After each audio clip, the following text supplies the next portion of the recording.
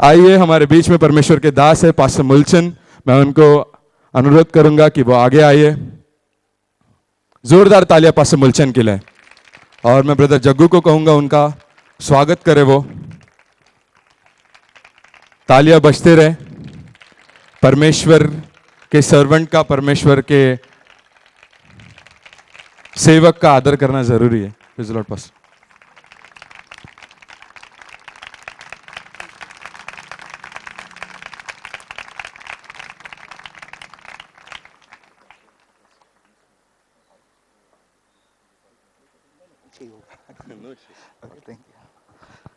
Praise the Lord. Praise the Lord.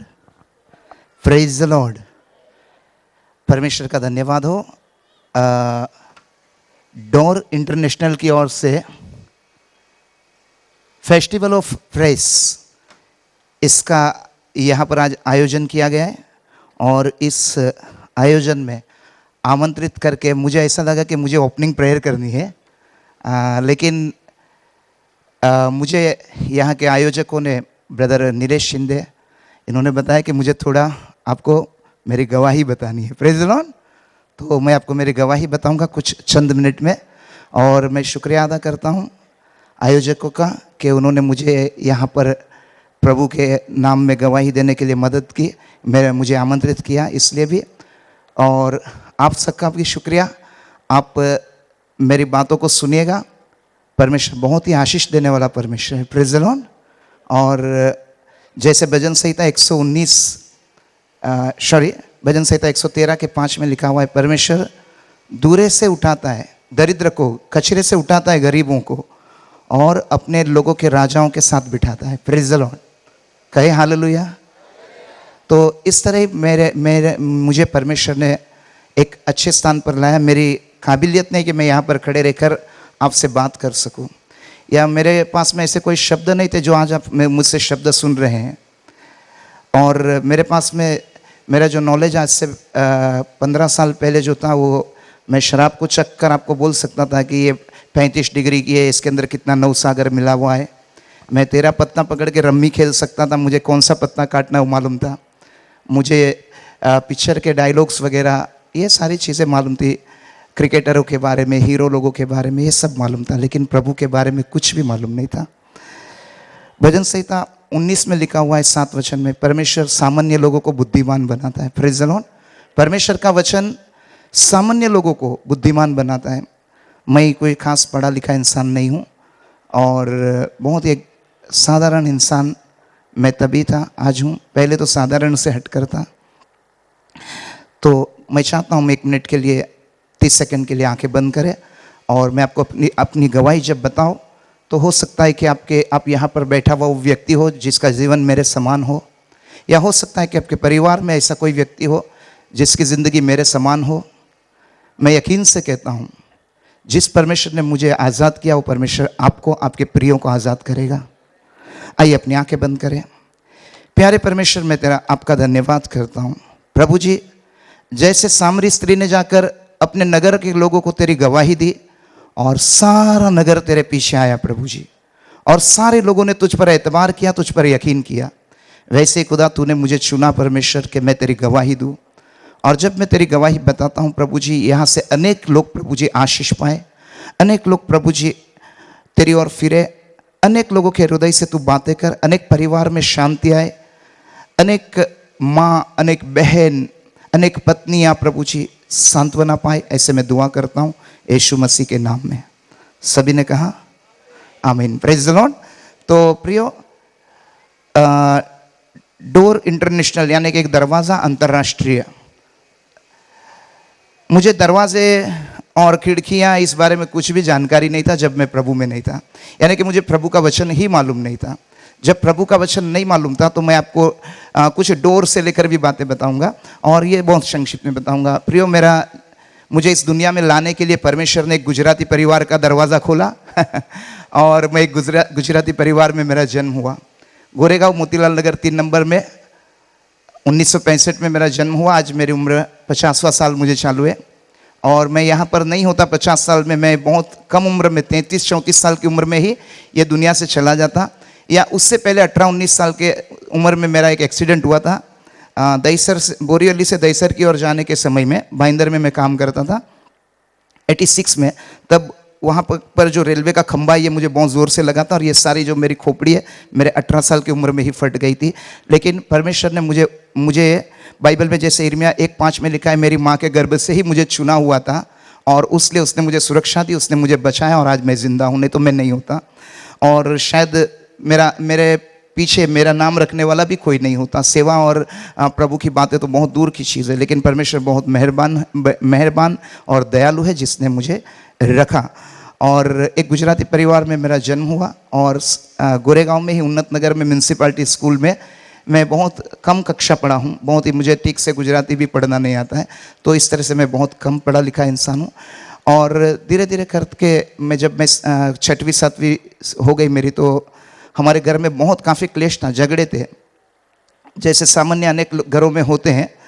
और ऐसे बहुत सारे घर में झगड़े, पिताजी शराब पीना, जुगार खेलना, और हम एक अच्छे पोजीशन पे थे। हमारा वहाँ पर अच्छा लोग जानते थे हम गुजराती, हमारे पास में पैसे, पिताजी का काम धंधा भी अच्छा चलता था, लेकिन प्रभु को नहीं जानते थे। और पीना खाना मौज मजा, ऐसा घर में बहुत सी चीज़ें थी और काफ़ी झगड़े और मारा मारी रोज़ शराब पीकर। और फिर ऐसा हुआ कि 1981 में मेरे पिताजी का और मेरी मम्मी का डिवोर्स हो गया, वे तलाक हो गए। और 1981 में मुझे लेकर मेरी माँ गोरेगांव तीन डोंगरी एक इलाका है जहाँ पर बहुत ही उस समय में 1981 में बहुत ही गुनाह चलता था और वहाँ का नाम जो है गोरेगांव का बहुत ही उस तीन डोंगरी का खराब था। उस एरिया में मेरी माँ मुझे लेकर एक साधारण झोपड़े में, गोरेगांव मोतीलाल नगर से लेकर एक छोटे से 9 फुट के झोपड़े के अंदर हम लोग आ गए। और वहाँ आने के बाद में जैसे बाइबल बताती है पहले कोरिन्थी इसके 15 इसके 33 में कि बुरी संगति अच्छे चरित्र को बिगाड़ देती है। खैर मेरा तो चरित्र विकसित भी नहीं हुआ था, चरित्र के बारे में मैं जानता भी नहीं था।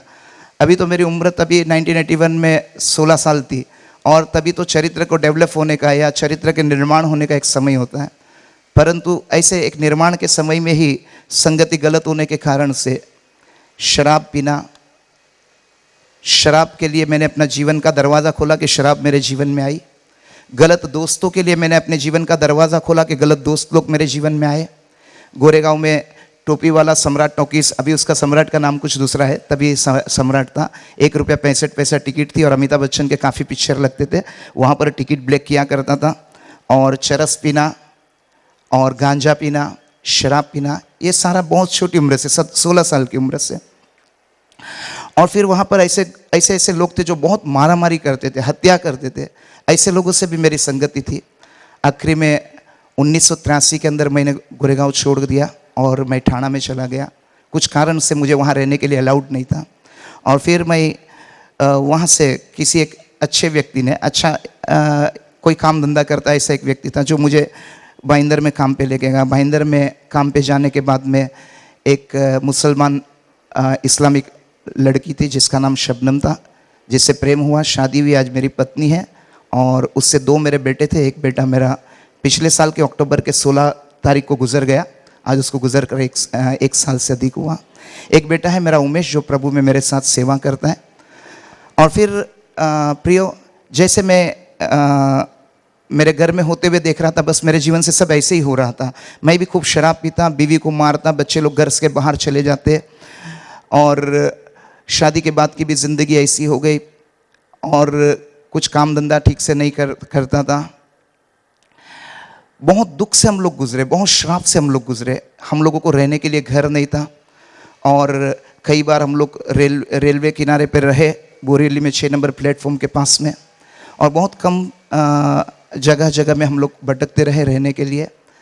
और मैं एक समय तो मैं बहुत कम शराब पीता था, लेकिन एक समय ऐसा हुआ कि 1990 से मैं सुबह शराब पीता तो रात तक पीता, और सुबह अगर शराब नहीं पीता तो मेरे हाथ पांव कांपते। और बाइबल में नीति वचन इसके 23 के 20 में लिखा हुआ है कि पीने वाले को ठीक से कपड़े भी नहीं मिलते। बस वैसी मेरी हालत थी, मेरे पास ठीक से कपड़े नहीं, मेरे बच्चों को ठीक से पढ़ाई नहीं होती थी। और मुझे साधारण लोग गली में, औरतें भी, जब मैं वहाँ से पीकर शराब जाता तो औरत लोग भी मुझे बहुत कभी कभी गुस्से में मारपीट कर देती मेरे साथ में। छोटे छोटे बच्चे लोग भी मेरा मजाक उड़ाते थे जब मैं पीकर गुजरता था वहाँ से। और खाने के भी वांदे, कोई हमको उधार नहीं देता। उमेश की मम्मी जो कुछ भी कमाती पैसे वो काम पे जाती, मैं तो काम कर नहीं पाता जब हाथ मेरे कांपते थे। तो किसी का उधारी लिया वो भी हम दे नहीं पाते थे क्योंकि सारे पैसे मैं शराब पी जाता उसके। इस कारण से कोई हमें उधार भी नहीं देता। मुझे याद है कि हमने घर के बर्तन तक बेच देते थे और मेरे पास में कुछ भी नहीं, मेरे घर के अंदर मैं साधारण छोटे स्टील के बर्तन भी बेच देता 10 रुपये किलो से, शराब पीने के लिए, जुआ खेलने के लिए। बीवी जब पगार लाती सारा पगार लेकर कभी कभी जुए में हार जाता। एक दिन परमेश्वर ने ऐसा द्वार खोला, Sion KJ medical Somaiya ground में 2001 11 नवंबर के दिन में। वहाँ पर पास्टर पॉल दिनाकरन और डॉक्टर DGS दिनाकरन आए हुए थे। परमेश्वर ने एक द्वार खोला मेरे लिए कि मैं वहाँ पर जाऊँ। इससे पहले मेरी माँ प्रभु को जानती थी। 1997 में उसने प्रभु को स्वीकार किया और उसने मुझे बहुत समझाया, लेकिन मैं नहीं गया उसके साथ कभी भी चर्च में। और एक आध बार गया तो भी मुझे कोई खास दिलचस्पी नहीं थी। परंतु जब मैं वहाँ पर गया तो आखिरी दिन था। मेरी माँ ने मुझे 4 दिन तक बुलाया। 7 से 11 तारीख की वो मीटिंग थी, लेकिन मैं 7 से 10 तो नहीं गया क्योंकि 7 से 10 तक मेरे बीवी का जो पगार के पैसे मेरे खीसे में थे उससे मैं रोज़ शराब पिया करता था। और 11 तारीख रविवार था, सुबह में मेरे पास में कुछ पैसे थे शराब पीने के लिए। जो 6-7 बजे मैं शराब पिया हुआ था रविवार 11 नवंबर को। और फिर मेरे पास पैसे नहीं थे और माँ मुझे बोल रही थी चलो तुम सुखी हो जाओगे, सुधर जाओगे, तुम्हारे परिवार में शांति आ जाएगी, बच्चों को खाना मिलेगा, तुमको यहाँ कोई इज्जत नहीं है, लोग मारपीट करते, तुमको कुछ तो तुम्हारा अच्छा होगा।